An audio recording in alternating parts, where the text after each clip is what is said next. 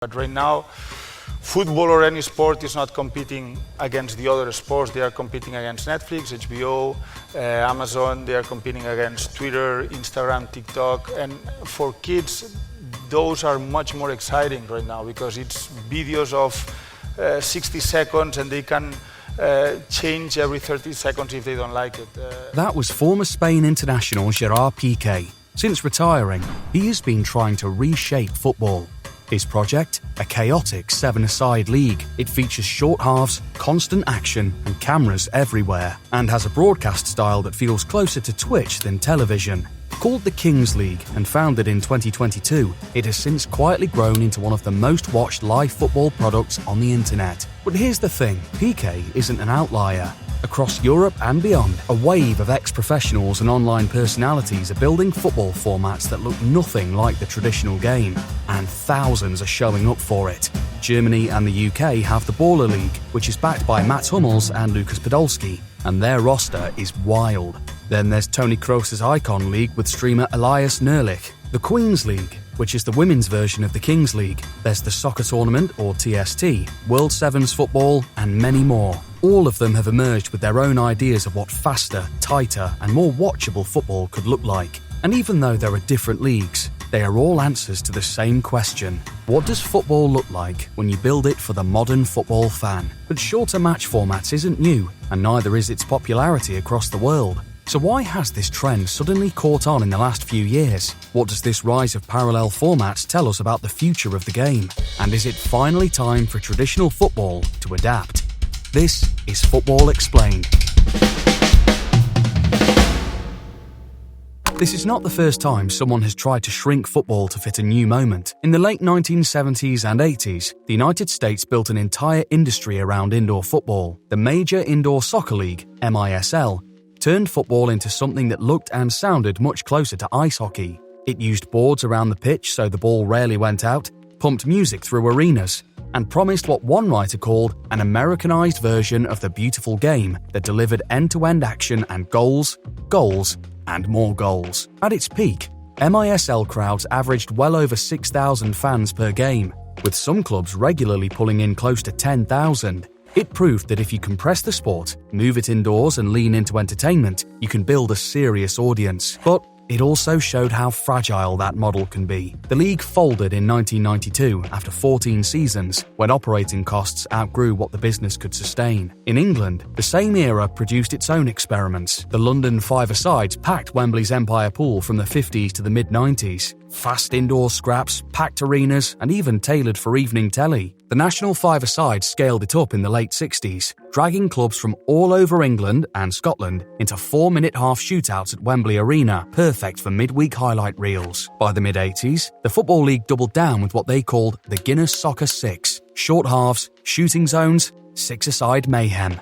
The idea was simple: bring back the fans, widen the tent, get families through the doors during a rough era for the English game. If you zoom out, you see a pattern. Whenever football has felt pressure, people have experimented with smaller versions. Futsal did something similar in a more organic way. Born in Uruguay in 1930, it moved through Brazil, Spain and Portugal, where it grew into a core part of football development. Small courts with fewer players and constant transitions. In fact, many footballers have credited futsal for their touch, decision-making and creativity. It showed that a compressed format could be both entertaining and technically rich, as well as contribute directly back to the traditional version. Even outdoor leagues have played with the rules. Early Major League Soccer in the 1990s used a countdown clock and dribble-up shootouts from 35 yards to decide draws. Players started with the ball and had a few seconds to score, a system borrowed from the old North American Soccer League. It was designed to produce clearer television endings and fewer ties. So Piqué, Hummels, Podolski, Kroos and others are not inventing the idea of changing football.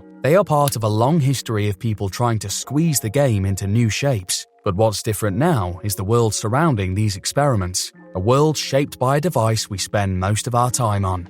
Later in the video, we will talk about how short-form content had a direct impact on these new leagues. But let's be honest, we all spend a fair bit of time on our algorithms at half-time or waiting for the kickoff. Now imagine, you turn that time into real money. That's exactly what today's sponsor FreeCash lets you do. It's a platform where you can earn real cash on the side just by doing simple tasks you're already doing. Things like completing short surveys or playing mobile games. Literally turning boredom into extra money. We've tried it at the Pluntic headquarters, and this is how simple it all is. The interface is straightforward. You open the FreeCash app, pick from thousands of games and surveys, start playing, and watch the rewards tick up. As you can see, there's plenty of options to choose from. We are a bit of a nostalgia merchant, as you know, so we decided to give the Monopoly game a try. Simply installing the game came with rewards. It keeps the classic elements of the board game while adding a modern mobile game feel. And of course, as you play the games and rack up the points and do the quests, you also rack up the money.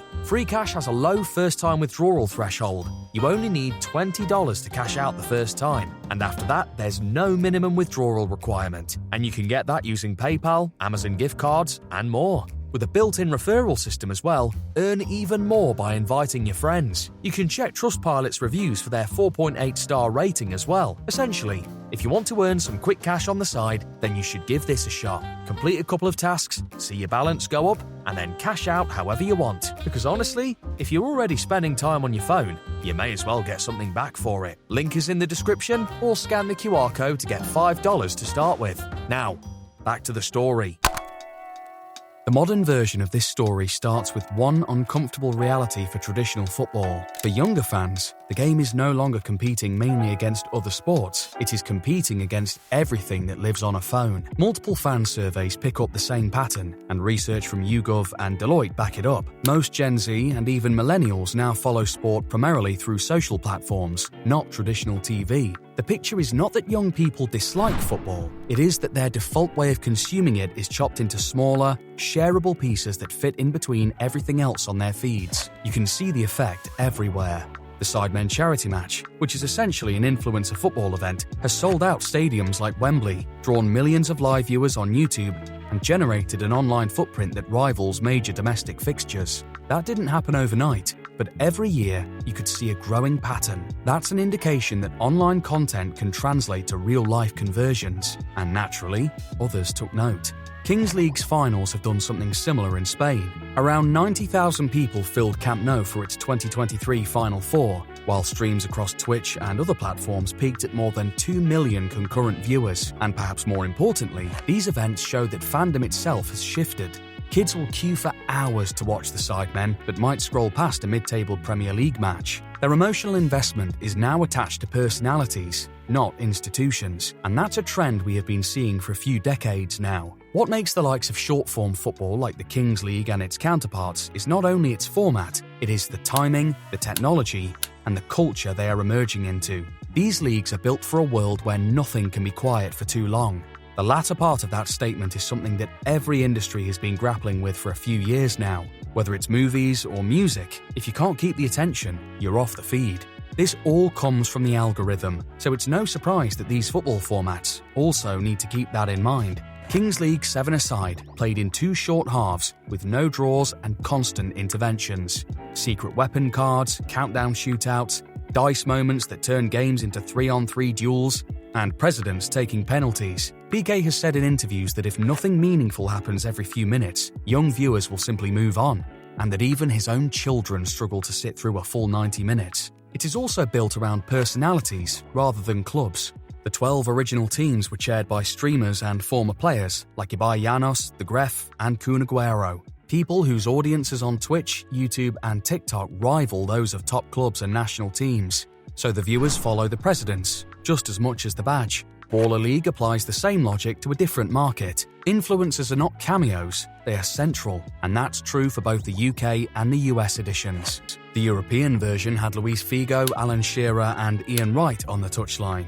Internet personality KSI leads the UK version as its president, and across the Atlantic, the US version is set to bring out Ronaldinho, Usain Bolt, and Odell Beckham Jr., with IShowSpeed as its president. Matches are 6-a-side in a tight indoor arena with unique rules, like long-range goals have extra weight, 3-on-3 twists in the final minute, and wildcards that let managers bring in a guest for one night only. Icon League, TST, Queens League, all of these formats have something in common.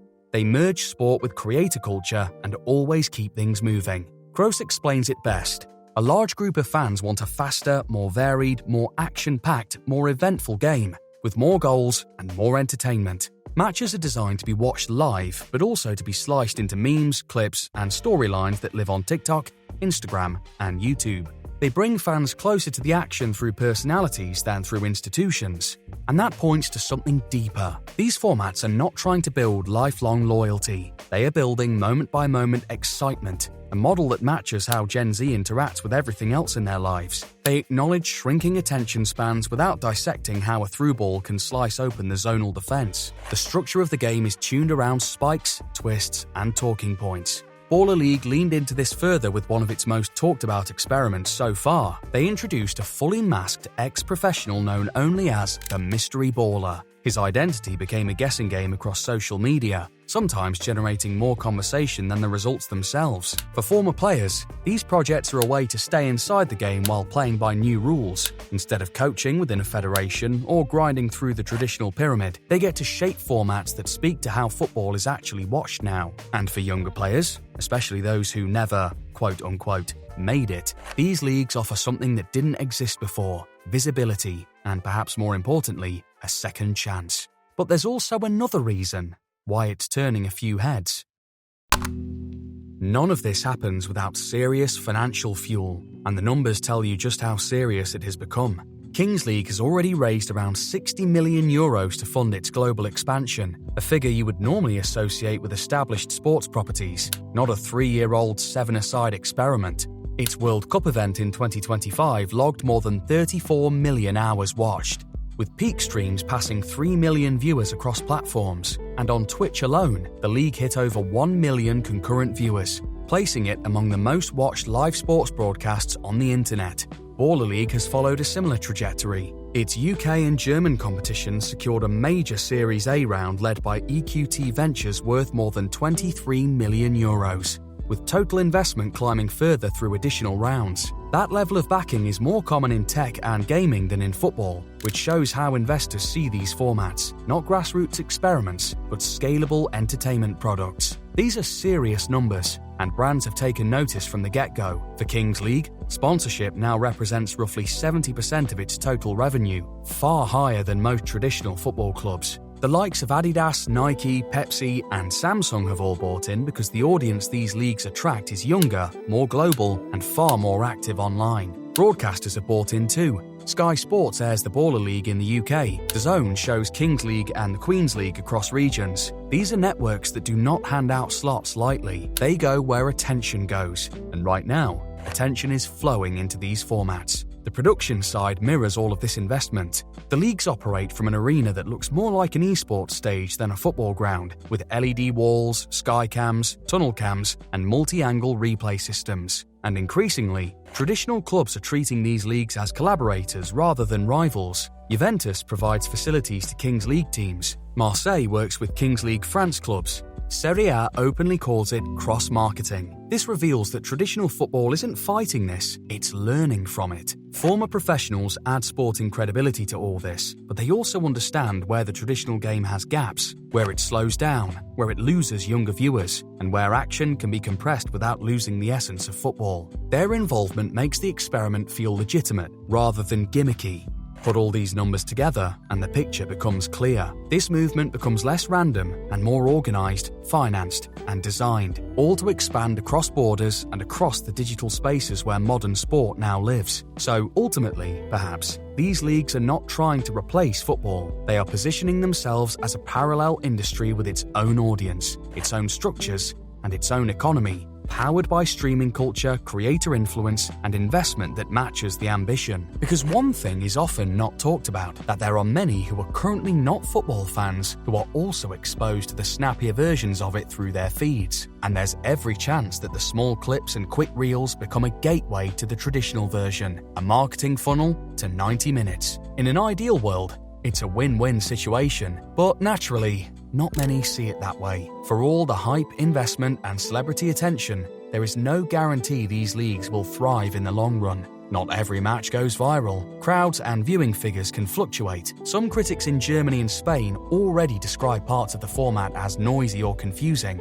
and social media reaction is often split between people who love the chaos and those who see it as pure gimmickry. Traditional fans frequently criticize these leagues as too close to entertainment television. Roulette rules, multipliers, dice, fan-voted cards, and masked players can feel a long way from the sport they grew up with, which raises questions about longevity and authenticity.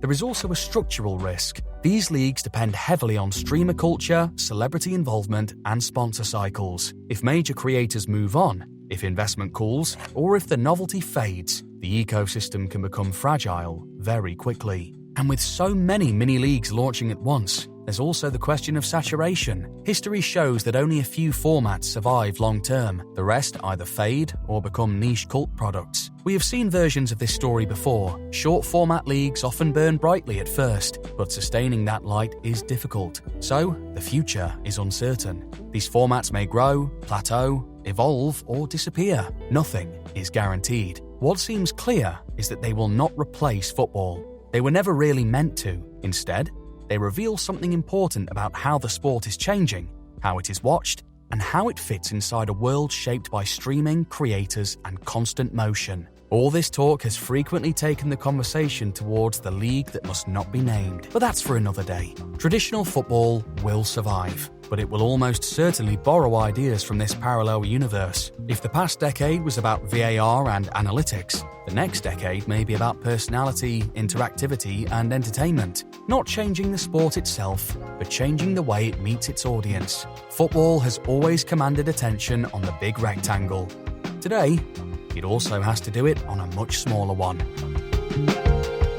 I've never seen such nonsense in all my time. It's failed footballers. What it looks like to me is a load of lads who have not cut the cloth in terms of either haven't got the ability or the discipline. How many aura points do I lose for saying I've actually enjoyed Baller League? But especially now that the EFL season's ended, I spend my Monday nights watching this and it's great fun. As somebody who has grown up watching lower league football, it's cool to see players like Keziah Sterling, Domvos, Vallette knocking about in this. It does get a lot of unwarranted hate because it's influencer-led and moments like this happen, but people forget that this is entertainment business. Like, that's just...